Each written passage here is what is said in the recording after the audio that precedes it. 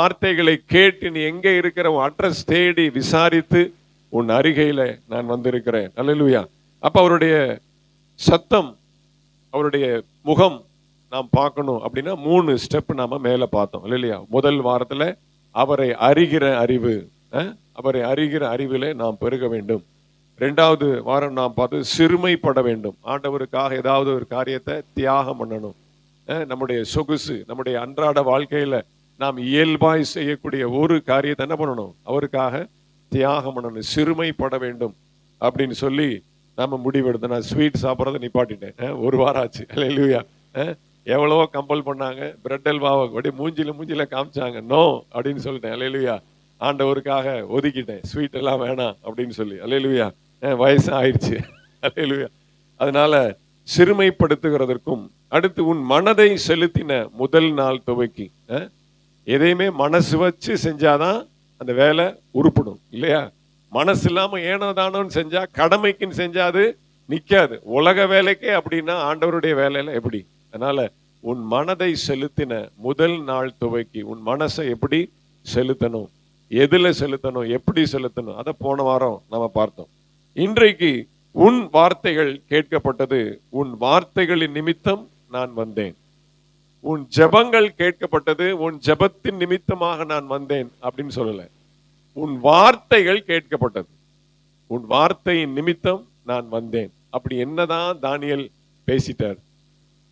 அப்படி என்ன தானியேல் சொல்லிட்டார்? அப்படியே மயங்கி போய் ஆண்டவர் இறங்கி வந்து தானியேலை பார்க்க வந்திருக்கிறார். அப்படி என்ன தானியேல் பேசினார் பார்க்கலாமா? 9வது அதிகாரம் 20 23 வரைக்கும் வாசிங்க. தானியேல் புஸ்தகம் 9வது அதிகாரம் 20 23 வரைக்கும். இப்படி நான் சொல்லி ஜெபம் பண்ணி என் பாவத்தையும் என் ஜனமாகி இஸ்ரவேலின் பாவத்தையும் அறிக்கையிட்டு என் தேவனுடைய பரிசுத்த பர்வதத்துக்காக என் விண்ணப்பத்தை என் தேவனாகிய கர்த்தருக்கு முன்பாக செலுத்தி கொண்டிருந்தேன். அப்பொழுது நான் ஜெபம் கொண்டிருக்கும் போதே முதல் தரிசனத்திலேயே நான் கண்ட புருஷனாகிய காபிரியேல் வேகமாய் பறந்து வந்து அந்திபலியின் நேரமாகிய வேளையிலே என்னை தொட்டான்.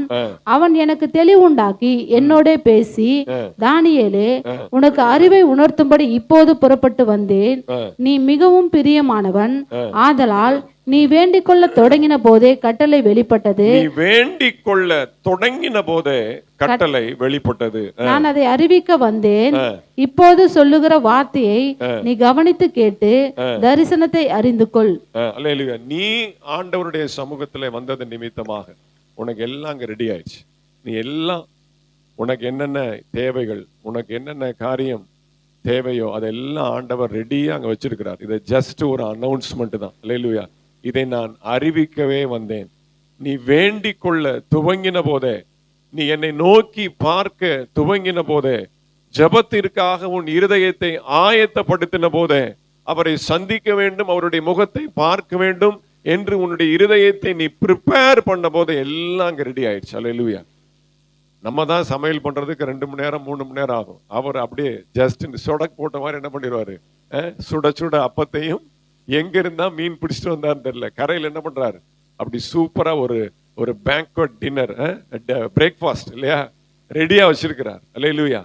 அப்ப நீ அவரை தேட துவங்கின பொழுதே ஆண்டவர் என்ன பண்றார், எல்லாத்தையும் ஆயத்தம் பண்ணி வைத்திருக்கிறார். அதை ஜஸ்ட் அனௌன்ஸ் பண்ண, அதை சொல்ல, அதை அறிவிக்க நான் வந்திருக்கிறேன் அப்படின்னு சொல்லி காபிரியேல் தூதன் தானியேலுக்கு முன்பாக சொல்லுகிறான். தானியேலுக்கு சொன்ன ஆண்டவர் உங்களுக்கு இந்த கால வேளையில சொல்லுகிறார், உன்னுடைய தேவைகளை நான் எல்லாம் பூர்த்தி செய்கிறேன், நீ கவலைப்படாதே, அதை அறிவிக்கவே நான் வந்தேன். அல்லேலூயா. ஒரு ஜஸ்ட் அன் அனௌன்ஸ்மெண்ட். அல்லேலூயா. இது ஒரு இன்ட்ரோடக்ஷன். உன்னுடைய வாழ்க்கையில எல்லாவற்றையும் ஆண்டவர் இந்த நாள் முதற்கொண்டு அவர் தன்னுடைய பொறுப்பில் எடுக்கிறார். அல்லேலூயா. அவர் தன்னுடைய கரத்தில் எடுக்கிறார். இனி நீ தேடி அலைய வேண்டியதல்ல, உன்னை தேடி சகலமும் வரும். ஆமென். அல்லேலூயா. உன்னை தேடி வந்த ஆண்டவர் எல்லாவற்றையும் உன்னை தேடி சந்திக்க பண்ணுவார். அல்லேலூயா. அப்படி என்ன அவர் பாருங்க, 21ஆம் வசனத்துல முதல் அப்படி நான் ஜெபம் பண்ணி, எப்படி அது மேலே இருக்கு, இப்படி இந்த வார்த்தைகளை எல்லாம் நான் சொல்லி, அப்படி நான் ஜெபம் பண்ணி கொண்டிருக்கும் போதே, இன்னும் ஆமென் போடல, இன்னும் முடிக்கல, ஜெபம் பண்ணி கொண்டிருக்கும் போதே நீ வரும்போதே, அவரை தேடும் போதே, உன் இருதயத்தை ஆயத்தப்படுத்தும் போதே, முழங்கால் போடும் போதே, பாய் விரிப்பதற்கு முன்பாகவே, வேதத்தை திறப்பதற்கு முன்பாகவே அவர் எல்லாவற்றையும் ஆயத்தம் பண்ணி விட்டார். அல்லேலூயா. இப்படி என் வார்த்தைகளை சொல்லி, அப்படி என்ன சொன்னா? பாவ அறிக்கை தான். அல்லேலூயா. வேற ஒண்ணுமே இன்னைக்கு அதைத்தான் பார்க்க போறோம். ஆமென். அல்லேலூயா. நாம் ஆசீர்வதிக்கப்பட வேற எங்கேயுமே சோர்ஸ் கிடையாது. உள்ளதான் இருக்கு சோர்ஸ். ஆசீர்வாதத்தின் ஊற்றுக்கண் நம்ம உள்ளதான் இருக்கு, நம்முடைய இருதயத்துல தான் இருக்கு. அல்லேலூயா. நிறைய கசடு, அழுக்கு, களிம்பு, குப்பை எல்லாத்தையும் உள்ள வச்சிருக்கிறதுனால அவரால் உள்ள வர முடியல. அல்லேலூயா. அவர் வேதனைப்படுகிறார். அல்லேலூயா. ஓடி ஓடி ஓடி என்ன பண்ணியிருக்கிறோம்னா, பணத்தை சேர்த்து வைக்கல, குப்பையை தான் சேர்த்து வச்சிருக்கிறோம். அல்லேலூயா. உழைச்சு உழைச்சு உழைச்சு என்ன பண்ணியிருக்கிறோம்? நமக்கு தான் அது என்னது? பணம். அவருக்கு வெறும் பேப்பர், கசைத்து ஒன்றுக்கும் உதவாமல் தூக்கி போடப்படுகிற பேப்பர். அது இப்ப பிரதமர் வந்து இப்ப பேப்பர்ல எல்லாம் என்னது? டிஜிட்டலைசேஷன். அவர் பாருங்க, அவரே பிரதமரே ஒழிச்சிட்டார் பேப்பரை. வேணாம், அது வெறும் பேப்பர் அப்படின்ட்டார். இப்போ ஆண்டவர் என்ன பண்றாரு? நீ பணத்துக்காக, பொருளுக்காக, பொருளாசைக்காக, தேவைக்காக ஓடினது எல்லாம் ஆண்டவர் கந்தையும் குப்பையுமாக எண்ணுகிறார். அல்லேலூயா. பவுல தானே சொல்லுகிறார். அல்லேலூயா. எல்லாவற்றையும் நான் ஓடி ஓடி சந்தித்ததெல்லாம் குப்பையும் நஷ்டமுமாக எண்ணுகிறேன். அல்லேலூயா. அப்ப இந்த 9ஆம் அதிகாரம் முழுவதுமாக பாவ அறிக்கை செய்கிறார். அல்லேலூயா. அங்க சொல்லப்பட்டிருக்கு பாருங்க, நான் கண்ட புருஷனாகிய காபிரியேல் வேகமாய் பறந்து வந்து. நீங்க பாவ அறிக்கை மட்டும் செஞ்சிட்டீங்க அப்படின்னா ஒரு நொடி அங்க பரலோகத்துல நிக்க மாட்டார். அல்லேலூயா. ஒரு செகண்ட், ஒரு மில்லி செகண்ட் கூட வேஸ்ட் பண்ண மாட்டார். உங்களுடைய உள்ளத்தை அறிந்து, உங்களுடைய குற்றங்களை உணர்ந்து, கர்த்தருக்கு விரோதமாக நீங்கள் செய்த பாவங்களை அறிக்கை செய்து, மனம் உடைந்து பாருங்க, நொறுங்குண்ட இருதயத்தோடும் நறுங்குண்ட ஆவியோடும் நாம் ஜெபிக்கும் பொழுது கர்த்தர் சமீபமா இருக்கிறார். அல்லேலூயா. மனம் திரும்புங்கள், பரலோக ராஜ்யம் உங்களுக்கு சமீபமா இருக்கிறது. இந்த ரியல் எஸ்டேட் காரெல்லாம் விற்கிறான்ல, தாம்பரத்திற்கு அருகே, தாம்பரத்திற்கு அருகே பார்த்தா அது இருக்கும் 10 கிலோமீட்டர் தள்ளி. அப்படி இல்லை, நீங்கள் மனம் திரும்புங்கள், பரலோக ராஜ்யம் சமீபத்தில் இருக்கிறது. இங்க 2 விஷயத்தை நீங்க ஆழமா கவனிக்கணும். 19ஆம் வசனத்துல பாருங்க, 20வது வசனத்தை, என் பாவத்தையும் என் ஜனமாகிய இஸ்ரவேலின் பாவத்தையும் அறிக்கையிட்டு. இதை நாம கவனிச்சிருக்க மாட்டோம். எப்ப பார்த்தாலும் என்னை மன்னியும், என் பாவத்தை மன்னிங்க, நான் அதை பண்ணிட்டேன் இதை பண்ணிட்டேன். அல்லேலூயா. என் ஜனமாகிய இஸ்ரவேலின் பாவத்தையும் மன்னியும். நம்முடைய முற்பிதாக்கள், நான் முதல்ல ரட்சிக்கப்பட்ட உடனே எனக்கு ஒண்ணுமே தெரியாது, பைபிள் தெரியாது, வசனம் தெரியாது, ஒண்ணுமே தெரியாது. அப்பதான் 1 வாரமோ 10 நாளோ தான் இருக்கும். அப்போ ஒரு பாஸ்டர் வீட்டுக்கு என்னை கூட்டிட்டு போனார், என்னுடைய ஃப்ரெண்டு. பாஸ்டர் வந்து ரொம்ப வயசானவர். அவரை பார்க்கறதுக்கு முன்பாக அவங்க பொண்ணு வந்துச்சு. அவங்க நல்ல ஒரு ஆவிக்குரிய ஒரு சகோதரி. அவங்க வந்து உட்கார்ந்து என்கிட்ட பேசிட்டு இருந்தாங்க. அவங்க 2 வார்த்தை என்கிட்ட கேட்டாங்க. இயேசு கிறிஸ்து உன்னுடைய பாவங்களை எல்லாம் மன்னித்துட்டார் அப்படின்னு உனக்கு மனசுல நிச்சயமா ஒரு உறுதி இருக்கா அப்படின்னா? ஆமா சிஸ்டர், எனக்கு பாவத்தை மன்னிச்சிட்டார், எனக்கு ஒரு நம்பிக்கை இருக்கு. அடுத்த 2வது கேள்வி, உங்களுடைய எல்லா சொந்த பந்தங்கள், உங்களுடைய அப்பா அம்மா, உங்களுடைய பரம்பரை, உங்களுடைய சந்ததி எல்லாருடைய பாவத்தை ஆண்டவர் மன்னிச்சிட்டார் அப்படின்னு ஒரு விசுவாசம் இருக்கான? எனக்கு அப்படியே டவுட் ஆயிடுச்சு.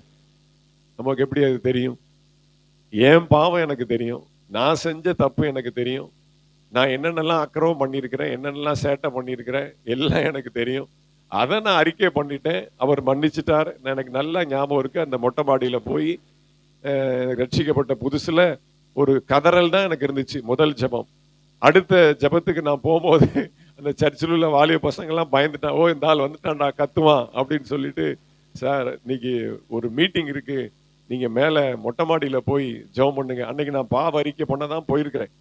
முதல் ஜெபம் 2/3/2002 சனிக்கிழமை சாயந்தரம் 6:30 மணிக்கு. அது உள்ளத்தின் வெடிப்பு, அது உள்ளத்துல உள்ள ஒரு பெரிய கொதிப்பு, போராட்டத்தினுடைய யுத்த களம். ஏசுனா என்ன தெரியாது, ஒண்ணுமே தெரியாது, சர்ச்சு தான் எனக்கு தெரியும். போனேன், முழங்கால் போட்டேன், கண்ணீர் வடிச்சேன், கதறினேன். அந்த கதறலை பார்த்து எல்லாம் பக்கத்துல இருக்கவங்க எல்லாம் ஒரு மாதிரி பயந்துட்டாங்க.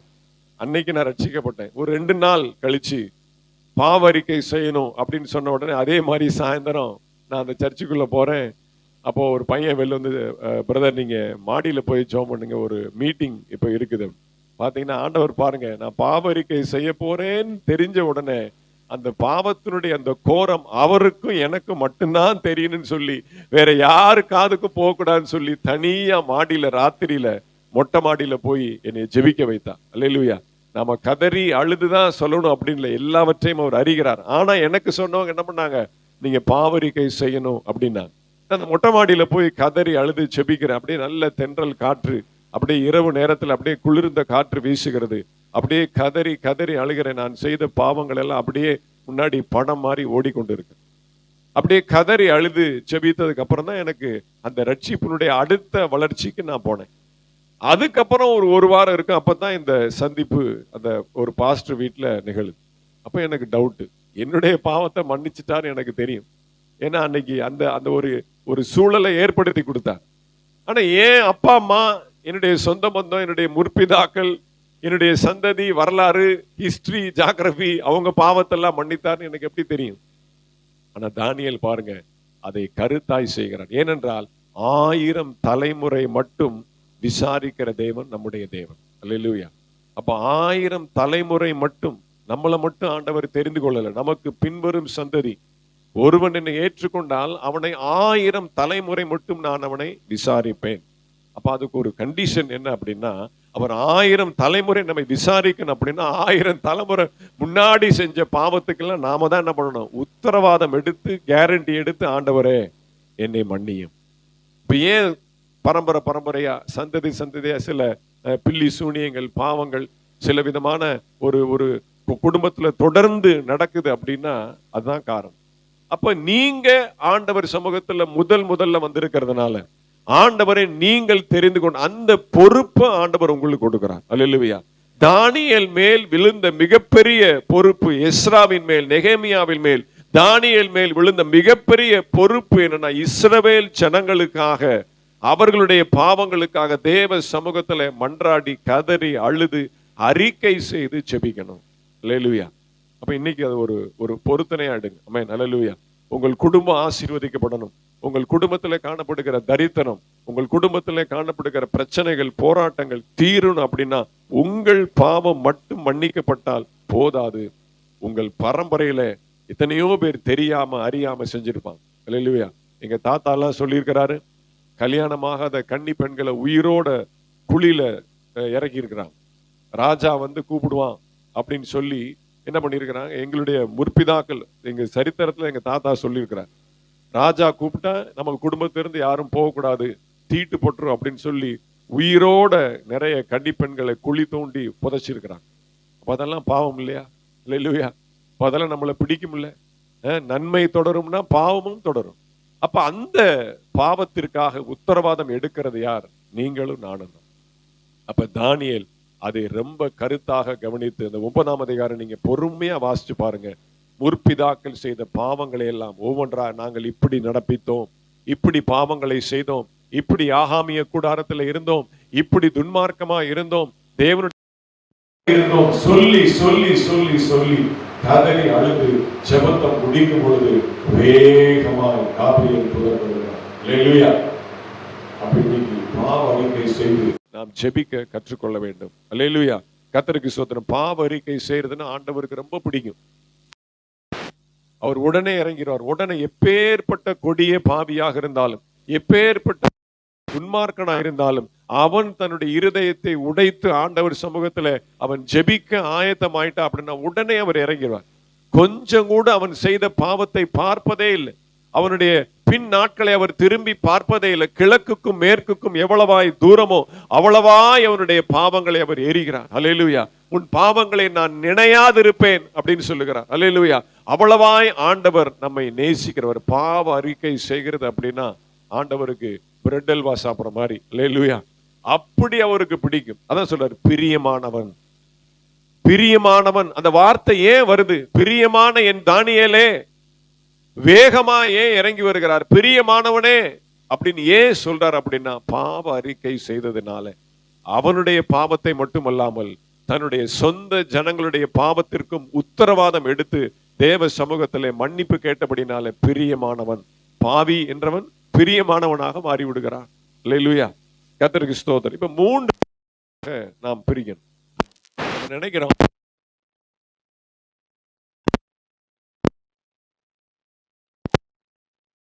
எந்த குறிப்புக்காக ஜெபம் பண்றோம், என்ன சிந்தையோட ஜெபம் பண்றோம், இது எல்லாம் கேட்டு ஆண்டவர் பதில் கொடுத்து நமக்கு எல்லாத்தையும் அதை எரேஸ் பண்ணிருங்க. அல்லேலூயா. அது என்ன பண்ணுங்க, அழிச்சிருங்க. வாசிங்க மல்கியா புஸ்தகம் 4வது அதிகாரம் 16வது வசனம். முதல்ல வார்த்தை, அதைத்தான் பார்க்க போறோம். மல்கியா புஸ்தகம் 4வது அதிகாரம் 16வது வசனம்.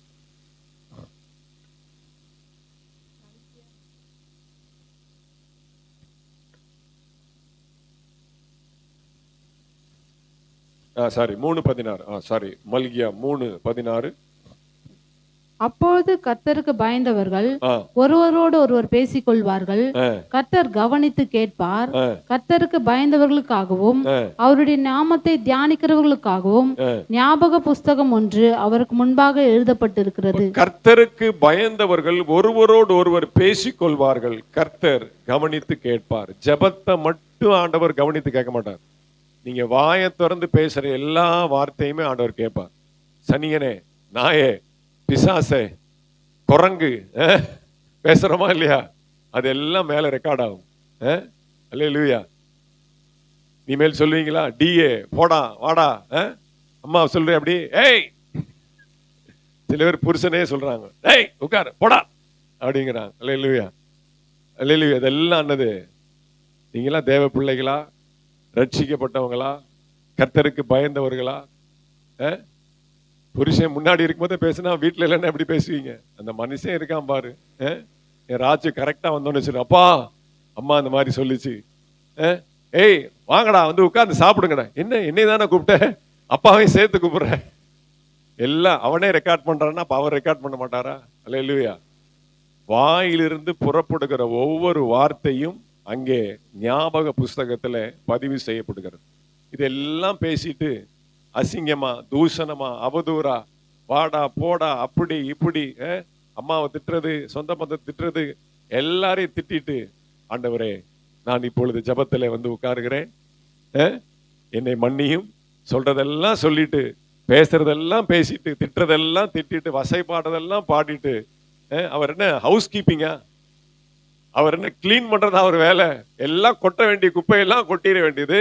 இப்ப இவங்க ஜெபத்துக்கு வந்துட்டாருன்னு அவர் வந்து பெனாயில போட்டு மாப் ஸ்டிக் எடுத்து அவரை கிளீன் பண்ணி, ஓ என் மக ஜெபத்துக்கு வந்துருச்சு, குப்பையெல்லாம் நான் எடுத்து வெளில போடணும். அவருக்கு வேலை கொடுத்துக்கிட்டே இருப்பீங்க. அல்லேலூயா.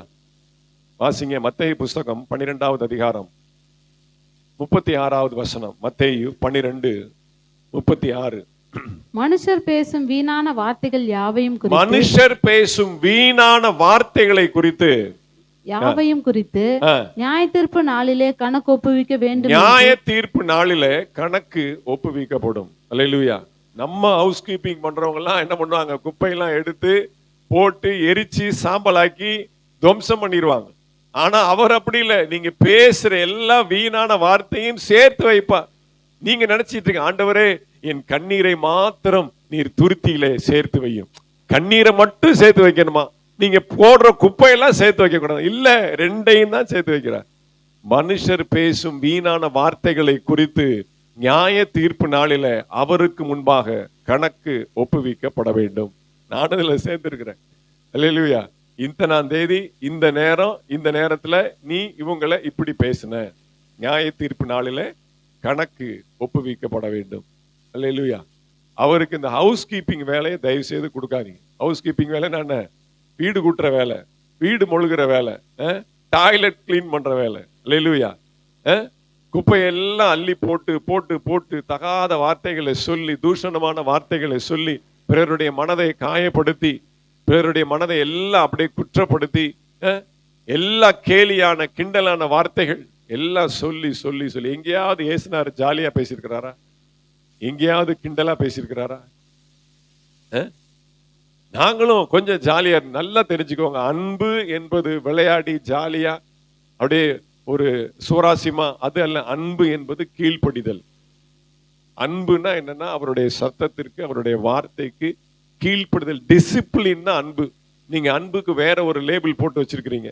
எப்ப பார்த்தாலும் மூஞ்சி உருன்னு வச்சிருக்கிறாரு, கொஞ்ச நேரம் கூட சிரிக்கிறதே இல்லை, கொஞ்ச நேரம் கூட உட்கார்ந்து பேசுறதே இல்லை. எனக்கு லேபிள் அப்படி இருக்கு வீட்டுல. அல்லேலூயா.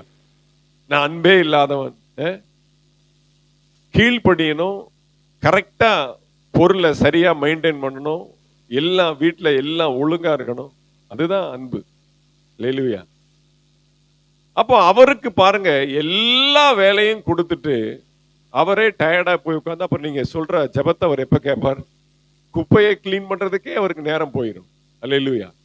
பாருங்க, எல்லா குப்பையும் வருஷந்தோறும் சந்ததி சந்ததியா பரம்பரை பரம்பரையா முற்பிதாக்கள் போட்டு குமிச்சு வச்ச அந்த கூவ நதியவே என்ன பண்றான்? தானியேல் கிளீன் பண்றான். அல்லேலூயா. வேகமாய் புறப்பட்டு வந்து, அல்லேலூயா, இந்த வார்த்தையை கேட்கும் பொழுதே உங்கள் உள்ளத்தில் இருக்கிற எல்லா குப்பையும் வெளியில போகணும். ஆமென். அல்லேலூயா. அவர் வசனத்தை அனுப்பி அவர் பரிசுத்தமாக்குகிறவர். அல்லேலூயா. வேத வசனம் உங்களை சுத்திகரிக்கும். எந்த அளவுக்கு வார்த்தைக்கு நீங்கள் உங்களை ஒப்பு கொடுக்கிறீங்களோ, இருதயத்திலே காணப்படுகிற களிம்பு, ஏற்கனவே சொல்லியிருக்கேன், களிம்பு எப்படி வரும்? உடனே வராது. என்ன பிசுக்கு, வேர்வை, தண்ணி எல்லாம் சேர்ந்து சேர்ந்து அழுக்கு சேர்ந்து சேர்ந்து பார்த்தீங்கன்னா தோட கலட்டினீங்கன்னா அப்படி பின்னாடி தெரியும், அவ்வளோ களிம்பு ஒட்டி இருக்கும். அல்லேலூயா. அப்புறம் அதை நெருப்புல போடணும். அன்னன்னைக்கு அப்பப்போ கிளீன் பண்ணா களிம்பு ஆகாது, அது அழுக்கு, அது தூசி. அது நாள் ஆக ஆக சேர்க்கப்பட சேர்க்கப்பட அது அழுக்கு என்ன ஆயிருது?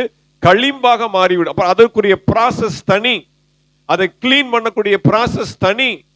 ஒவ்வொரு நாளும் அன்றாடம் வீணான வார்த்தைகளை நீங்களே எடுத்து வெளியில போட்டு அன்னைக்கு ராத்திரி ஆண்டவரோட சமாதானமாகி ஒப்புரவாகி நீங்க ஆண்டவரோடு கூட ஐக்கியப்பட்டீங்க அப்படின்னா புதிய நாளில ஒரு புதிய கிருபை ஆண்டவர் கொடுப்பார். ஆமென். அல்லேலூயா. அப்ப வீணான வார்த்தைகள் உங்கள் வாயிலிருந்து புறப்பட வேண்டாம். கொலோசியர் புஸ்தகம் 4வது அதிகாரம் 6வது வசனம். கொலோசியர் 4:6. கொலோசியர் 4:6. அவனவனுக்கு இன்னென்னபடி உத்தரவு சொல்ல வேண்டும் என்று நீங்கள் அறியும்படிக்கு உங்கள் வசனம் எப்பொழுதும் கிருபை பொருந்தினதாயும் உப்பால் சாரணமேறினதாயும் இருப்பதாக. உங்கள் வசனம், இட்ஸ் நாட் பைபிள் வசனம், வேத வசனம் அல்ல, உங்கள் வசனம். நீங்க பேசுற வார்த்தை, உங்கள் வாயிலிருந்து வரக்கூடிய திரைக்கதை வசனம். அல்லேலூயா. எப்படி இருக்கணும்? உப்பினால் சாரமேற்றப்பட்ட வார்த்தையா இருக்கணும், கிருபை பொருந்தினதா இருக்கணும். முத்துக்குமார் எவ்வளோ டென்ஷன் ஆனாலும் எப்படி பேசணுமா? மகனே, தம்பியே, அப்படிதான் பேசணும். யோசேப்பையா எப்படி பேசணும்? யோசேப்பையா எப்படி பேசணும்? மகனே அப்படின்னு கொஞ்சணும். ஏய், என்ன பண்ற? போடா, உன்னை வீட்டுக்கு விட மாட்டேன். என்னதான் அவனவனுக்கு இன்னின்ன உத்தரவு. முத்துக்குமாருக்கு என்ன பதில் சொல்லணும், மகளுக்கு என்ன பதில் சொல்லணும், ராஜுக்கு என்ன பதில் சொல்லணும், கணவனுக்கு என்ன பதில் சொல்லணும், மனைவிக்கு என்ன பதில் சொல்லணும், வாத்தியாருக்கு என்ன பதில் சொல்லணும், உன் ஃப்ரெண்டுக்கு என்ன பதில் சொல்லணும். அவன் அடிக்க வந்தா நீ என்ன பண்ணணும்? கண்ணத்தை காமிக்கணும். சரியா? அகில் இங்கதான் இருக்கியா? ஹாய், கண்ணை திறந்தே தூங்குறியா? அவனுக்கு அவன் அப்படியே டென்ஷனா வருவான், அப்படியே ஓங்கி குத்துற மாதிரி வருவான், கோபத்தோட வருவான். அப்படியே ஒரு சிரிச்ச முகத்தோட ஒரு ஸ்மைலிங் ஃபேஸ் காமிச்சேன்னு அப்படியே உருகிடுவான் ஃப்ரெண்டு. அல்லேலூயா. என்ன சோஃபி? உப்பினால் சாரமேற்றப்பட்ட வார்த்தை அப்படின்னு அர்த்தம். உப்பு சப்பு இல்லாம பேசக்கூடாது. நீங்க பேசுனீங்கன்னா அதுல ஒரு கருத்து இருக்கணும். நீங்க பேசுனீங்கன்னா அதுல ஒரு ஞானம் விளங்க பேசணும். சும்மா போன் எடுத்தா போதும், வளவளா வளவளா இவங்க எப்படா வைப்பாங்க அப்படின்னு தான் அவங்க நினைப்பாங்க. சும்மா வீடு வீடா போய் என்ன பண்றது? புரணி பேசுறது, சும்மா வாட்ஸ்அப்ல ஏதாவது சேட் பண்ண வேண்டியது, சும்மா யாருக்காவது. இனிமேல் அந்த பைபிள் வசனத்தை கொஞ்சம் கரெக்ட் பண்ணணும். இப்பெல்லாம் யார் பேசுற? எல்லாம் சாட்டிங் தானே. உங்கள் சாட்டிங் கிருபை பொருந்தினதாயும் உங்கள் சாட்டிங் உப்பினால் சாரமேறப்பட்டதான், அப்படிதான் போடணும். இன்னைக்கு நவீன பைபிள் அப்படிதான். அல்லேலூயா. யார் பேசுறா? மூஞ்சி வீட்டுல இருக்க, நான் வீட்டுல உட்காந்துருக்கேன், போன் அடிக்கிறான், ஹலோ அப்படிங்கிறேன். இதான் என் புது நம்பர், நோட் பண்ணிக்கோங்க. அவன் நேற்று போன் வாங்கியிருக்கு, போன் பண்ணி சொல்றான். அப்படித்தானே ஆயிடுச்சு. அந்த ரூமுக்குள்ள கதவை போட்டு ஏசி போட்டு உட்காந்துருக்காங்க. இங்க ஹால்ல இருந்து என்ன கத்துனாலும் கேட்க மாட்டேங்குது. இங்க இருந்து அவங்களுக்கு போன் பண்ணி தான், இங்க பெட்ரூம்ல இருந்து ஹால்ல இருக்கவங்களுக்கு போன் பண்ணாதான் வர்றாங்க. அப்படி ஆயிடுச்சு. இன்னைக்கு எல்லாமே வீட்டுக்குள்ளேயே என்ன ஆயிடுச்சு? டிஜிட்டல் ஆயிடுச்சு. அல்லேலூயா. வீட்டுக்குள்ளே ஆன்லைன் ஆயிடுச்சு. இப்ப யாரும் கல்யாண பத்திரிகை கொடுக்கறதுக்கெல்லாம் தேடி போறதில்ல. ஒரு வாய்ஸ் கால் போட்டுறாங்க. நான் உங்களை நேரிலே வந்து பார்த்த மாதிரி நீங்கள் தயவாக எடுத்துக்கொள்ளவும், நான் வரணும்னு தான் நினைச்சேன். இப்படிதான் ஒருத்தர் சொன்னார், உங்க வீட்டுக்கு நான் வரணும், உங்க வீட்டுக்கு வந்து தான் நான் பத்திரிகை கொடுக்கணும் அப்படின்னு சொன்னேன். அவர் வரமாட்டார் அப்படின்னு. அல்லேலூயா. எனக்கு தெரியும் அவர் வரமாட்டார். அல்லேலூயா. ஐயா ரொம்ப வேலை ஜாஸ்தி, மன்னிச்சிருங்க, இப்படியாவது வந்துருங்க கல்யாணத்துக்கு. போய் சொந்த பந்தங்களை பார்க்கணும். 4 பேர் அப்பயாவது இந்த கல்யாணம் வச்சாவது என்ன பண்ணணும், விசாரிக்கணும். என்ன எப்படி இருக்கீங்க, ஃபேஸ் டு ஃபேஸ். நான் என்ன சொல்றேன்னா, குறிப்பிட்ட அளவு கூப்பிடுங்க, வர்றவங்களை கூப்பிடுங்க, அவங்கள நேரா போய் பாருங்க. சும்மா எனக்கு தான் எங்க வீட்டுல இருந்தா கல்யாணம்ன்ற மாதிரி பூரா ஊர் பூரா நோட்டீஸ், ஊர் பூரா வாட்ஸ்அப், ஊர் பூரா செய்தி. அல்லேலூயா. லிமிட்டா வச்சு, லிமிட்டா நேரா போய் சந்திங்க, பாருங்க, பேசுங்க, உட்காருங்க. அதுல அருண் அண்ணன் ரொம்ப எங்க மத்தியில இல்ல, எனக்கு ரொம்ப கஷ்டமா இருக்கு. நிச்சயதார்த்தத்துக்கே வீடு வீடா போய் கூப்பிட்டார். லீவ் போட்டு கார் எடுத்து அந்த வயசான காலத்திலையும் போய் வீடு வீடா போய் அழைச்சார். அல்லேலூயா. அப்போ உங்கள் வார்த்தை யார் வீட்டுக்குள்ள போனாலும் ஒரு 5 நிமிஷம் 10 நிமிஷம் தான். அல்லேலூயா. நறுக்குன்னு பேசிட்டு வந்துடும். உப்பினால் சாரமேற்றப்பட்ட வார்த்தையாயும் கிருபை பொருந்தின வார்த்தையாயும். இவங்க இன்னும் கொஞ்ச நேரம் பேச மாட்டாங்களா அப்படின்னு அவங்க ஏங்கும் போதே டாடா பாய் பாய்ன்னு செருப்பு போட்டு கிளம்பிடணும். அப்படின்னா அடுத்த முறை உங்களை வீட்டுக்குள்ள விடுவாங்க. நேத்தான் நீதிமொழிகளை வாசித்தேன். அடிக்கடி உன் அயலான் வீட்டிற்குள் போய் அவன் சலித்து போகத்தக்கதாக அயலான் வீட்டிற்கு போகாதே. அதை தான் நேற்று போட நினைச்சேன், அப்புறம் மாத்திட்டேன். அப்ப யாருமே இவங்க வந்தா ஐயோ வந்துட்டாங்களே பிளேடு ரம்பம் அப்படின்ற மாதிரி இருக்கக்கூடாது. அல்லேலூயா. கிருபை பொருந்தின வார்த்தைகளாயும் உப்பினால் சாரமேற்றப்பட்ட வார்த்தைகளாயும் இருப்பதாக. அல்லேலூயா. கர்த்தருக்கு ஸ்தோத்திரம் உண்டாவதாக. அடுத்து வாசிங்க எபேசியர் புஸ்தகம் 4வது அதிகாரம் 29வது வசனம். எபேசியர் 4:29. கெட்ட வார்த்தை ஒன்றும் உங்கள் வாயிலிருந்து புறப்பட வேண்டாம். பக்தி விருத்திக்கு ஏதுவான நல்ல வார்த்தைகள் உண்டானால் அதையே கேட்கிறவர்களுக்கு பிரயோஜனம் உண்டாகும்படி பேசுங்கள். சில பேர் டைம் டேபிள் போட்டுருவாங்க. சில பேர் வாய்க்கு டைம் டேபிள் போட்டுருவாங்க. காலையில 10ல இருந்து 12 வரைக்கும் என் வாயிலிருந்து சாக்கடை தான் வரும். எப்படி? காலையில 10ல இருந்து 12 மணி வரைக்கும் சாக்கடை தான் வரும், கெட்ட வார்த்தை தான் வரும். அப்புறம் நைட்டு அடுத்த டைம் டேபிள் நைட்டு 8 to 10 அது ஜப நேரமா, அப்ப நல்ல வார்த்தை வரும். ஒரே வாயில சாக்கடையும் வரும், என்ன வரும், நல்ல ஆவிக்குரிய வார்த்தைகளும் வரும், துதியும் ஸ்தோத்திரமும் அப்படியே வரும். உங்க வீட்டு ஒரே குழாய் ட்ரைனிங், ஒரே குழாயில சாக்கடையும் வந்துச்சு, குடிக்கிற தண்ணி வந்துச்சுன்னா நீங்க வாங்குவீங்களா? உடனே போடுறான் கவுன்சிலருக்கு போன் போடு, யூடியூப்ல எடுத்து அப்லோட் பண்ணு, பாருங்க எங்க குடிக்கிற தண்ணி குழாயில சாக்கடை புகுந்துருச்சு, நியூஸ் பரவிடும், சிஎம் வரைக்கும் போயிடும். அல்லேலூயா. இப்ப நம்ம சிஎம்க்கு போகுது, மேல நம்ம முதலமைச்சருக்கு போகுது. பாருங்க, இந்த சபையில உள்ள ஆளு, இந்த விசுவாசி காலையில 10 மணிக்கு கெட்ட வார்த்தை பேசுது, நைட்டு 12 மணிக்கு பாத்தீங்கன்னா நல்ல வார்த்தை பேசுது. இது என்ன? அங்க ரிப்போர்ட் போகும். அல்லேலூயா. நான் தான் கவுன்சிலர், நானே அனுப்பிச்சிடுவேன். அல்லேலூயா. உங்கள் வாயிலிருந்து கெட்ட வார்த்தைகள் புறப்பட வேண்டாம். கெட்ட வார்த்தை வரவே கூடாது. அல்லேலூயா. சில பேர் கெட்ட வார்த்தைக்கு சில டிக்ஷனரி வச்சிருக்கிறாங்க, இதுதான் கெட்ட வார்த்தை அப்படின்னு, இதெல்லாம் நல்ல வார்த்தை. என் மனைவி ஒரு நாள் ஒரு வார்த்தை சொல்லிக்கிட்டே இருந்தாங்க, இம்மா அது சொல்லக்கூடாதுமா, அது கெட்ட வார்த்தை. இல்லையே, நாங்க சின்ன பிள்ளையில இருந்து சொல்லிக்கிட்டே இருக்கிறோமே, இம்மா அது கெட்ட வார்த்தைமா, சொல்லக்கூடாதுமான்னு சொன்னதுக்கு அப்புறம் தான் இப்ப நிப்பாட்டி வச்சிருக்கு. அல்லேலூயா. அப்ப அவங்களுக்குன்னு ஒரு டிக்ஷனரி, இதுதான் கெட்ட வார்த்தை, இது நல்ல வார்த்தை. நாங்க சின்ன பிள்ளைல இருந்து பேசினா கெட்ட வார்த்தை நல்ல வார்த்தை ஆயிருமா? அல்லேலூயா. கிடையாது. அல்லேலூயா. அதனால பாருங்க, அன்னைக்கு நான் ஜூஸ் குடிச்சுக்கிட்டு இருந்தேன், நம்ம ஜூஸ் கடையில் 2 வாலிப பசங்க அடுத்தடுத்து கெட்ட வார்த்தை, ஸ்கூல் போற பசங்க. அவன் ஜூஸ்காரனும் சரி 2 பசங்களும் சரி மாறி மாறி, நான் ஜூஸ் குடிச்சு முடிச்சுட்டு பேசலான்னு போனேன், அதுக்குள்ள எல்லாம் எஸ்கேப் போயிட்டானுங்க. இல்லாட்டி ஒரு புடி பிடிச்சிருப்பேன். ஸ்கூலுக்குள்ள போனா, காலேஜுக்குள்ள போனா, அப்பா நான் 5ஆம் கிளாஸ் 5th வரைக்கும் நல்ல ஒரு பிரைமரி ஸ்கூல்ல படித்தேன். 6வது சேதுபதி ஸ்கூல்ல போய் எங்க அப்பா என்னை முதல் நாள் கூட்டிட்டு போய் விடுறாரு. உள்ள நுழையும் போதே ஒரு பையன் கெட்ட வார்த்தை பேசிட்டு இருந்தான். அது வரைக்கும் எனக்கு என்னன்னே தெரியாது, கெட்ட வார்த்தைன்னா என்னன்னே தெரியாது. 6ஆம் கிளாஸ் முதல்ல போய் ஸ்கூலுக்குள்ள போய் விடுறாரு. கெட்ட வார்த்தை பேசிக்கிட்டே ஒருத்தன் வெளில வந்தான். தம்பி பார்த்துக்கோ, இப்படித்தான் இருக்கும், ஸ்கூல்னா இப்படித்தான் இருக்கும், ஒரு நாளும் கெட்ட வார்த்தை வாயில வரக்கூடாதுப்பா அப்படின்னு சொன்னாரு. ரட்சிக்கப்படுறதுக்கு முன்பாகவே தேவ சமூகத்திலிருந்து சொல்றேன், ஒரு நாளும் கெட்ட வார்த்தை எங்க வாயிலிருந்து வந்ததே கிடையாது. எங்க 3 பேருக்குமே, எங்க பெரியண்ணன் சின்னண்ணன் 3 பேருக்குமே சரி, கெட்ட வார்த்தை வந்ததே கிடையாது. அல்லேலூயா. நான் அது வரைக்கும் பேசினதே கிடையாது. எங்க அப்பா அன்னைக்கு சொல்லி கொடுத்தது. எத்தனையோ கெட்ட வார்த்தை பேசுற பசங்க சுத்தி இருந்தாங்க, ஆனா ஒரு நாளும் நான் கெட்ட வார்த்தை பேசினதே கிடையாது. அல்லேலூயா. உன்னை உண்மை உள்ளவன் என்று எண்ணி இந்த கனமான ஊழியத்திற்கு ஆண்டவர் ஏற்படுத்தி இருக்கிறார். நீங்க நினைக்கிறீங்க இப்பதான் ரட்சிக்கப்பட்டிருக்கிறேன், இப்பதான் நான் பைபிள் தூக்கி இருக்கிறேன், இப்பதான் ஆண்டவர் என்னை பார்த்தார். இல்ல, தாயின் கருவிலிருந்து உருவாகும் முன்னமே உன்னை ஆண்டவர் முன்குறித்து இருக்கிறார். அல்லேலூயா. உனக்குள்ள ஏதோ ஒரு இயற்கையாகவே ஒரு நல்ல குணம் இருக்கு, மற்றவங்க எல்லாம் பார்க்காத ஒரு நல்ல சுபாவம் உன்னிடத்துல இருக்கு. அதை ஆண்டவர் முன்குறித்து இருக்கிறார். அதை இன்னும் ஃபைன் டியூன் பண்ண விரும்புகிறார், அதை இன்னும் மெருகேற்ற விரும்புகிறார். அல்லேலூயா. கர்த்தருக்கு ஸ்தோத்திரம் உண்டா. வாசிங்க 1 தெசலோனிக்கர் 5ஆம் அதிகாரம் 11வது வசனம். 1 தெசலோனிக்கர் 5:11. ஆகையால் நீங்கள் செய்து வருகிறபடியே ஒருவரை ஒருவர் தேற்றி ஒருவருக்கு ஒருவர் பக்தி விருத்தி உண்டாகும்படி செய்யுங்கள். நீங்க யார்கிட்ட பேசினாலும் அவங்களுடைய பக்தி விருத்தியாகும். எதை பேசினாலும் நீங்க ஏசப்பா பத்தி பேசுங்க, அடுத்து உங்க கூட இருக்குன்னா இருப்பாங்க, இல்ல கலண்டுனா கலந்துக்குவாங்க.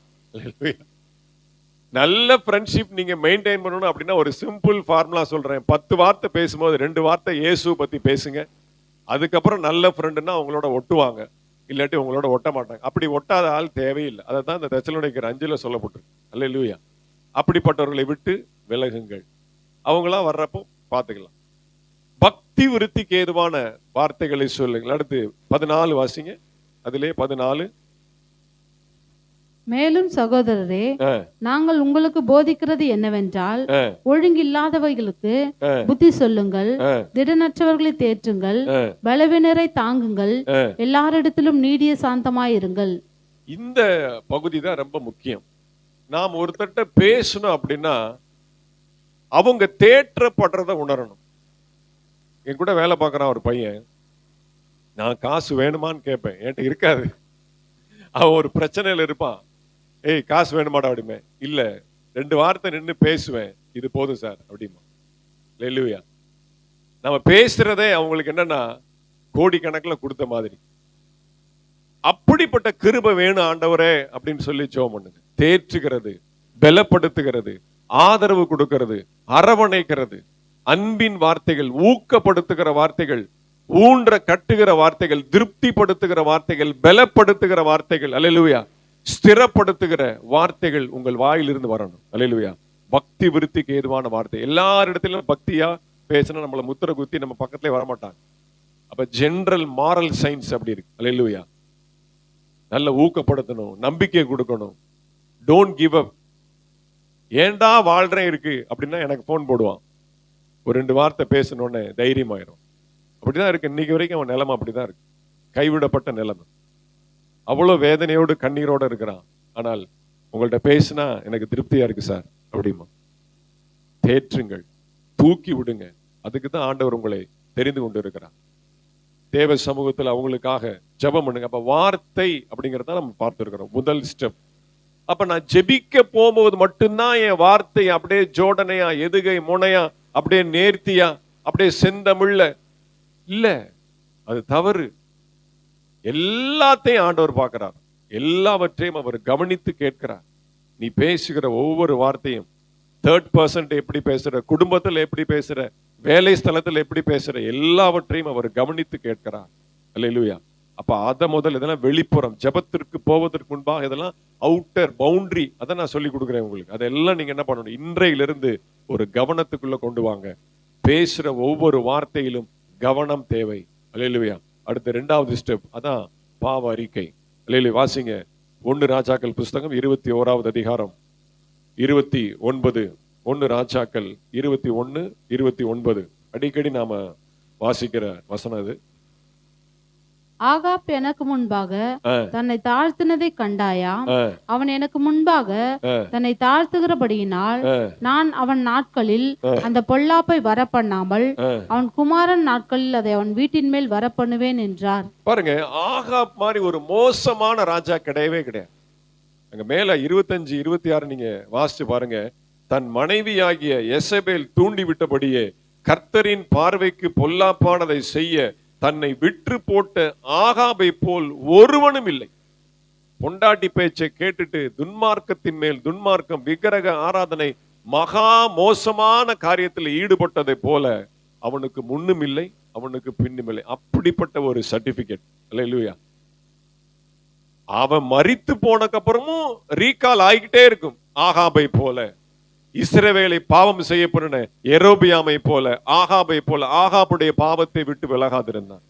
தொடர்ந்துகிட்டே இருக்கு. அல்லேலூயா. அப்படிப்பட்ட ஒரு சர்டிபிகேட் வாங்கின அந்த ஆகாபை பார்த்து கடைசி வசனத்தை சொல்லார், ஆகாப் எனக்கு முன்பாக தன்னை தாழ்த்தினதை கண்டாயா. இந்த கண்டாயா அந்த ஒரு வார்த்தையை பார்க்கும்போது அப்படியே நமக்கே உடையுது. அப்ப எப்படிப்பட்ட ஒரு அன்புள்ள தேவன் நம்முடைய ஆண்டவர் பாருங்க. கொடிய பாவங்கள், செக்கச்செவேல் என்று வீரியமா இருக்கக்கூடிய பாவங்கள் மன்னித்து மன்னித்து மன்னித்து மன்னித்து சலித்து போனாலும் மீண்டும் மீண்டும் மீண்டும் உளையான சேற்றிலே சிக்குகிற நபர்கள். அல்லேலூயா. ஆனால் தேவ சமூகத்துல அவர்கள் தங்களை தாழ்த்தி கொண்டபோது, ஆகாப் எனக்கு முன்பாக தன்னை தாழ்த்தினதை கண்டாயா.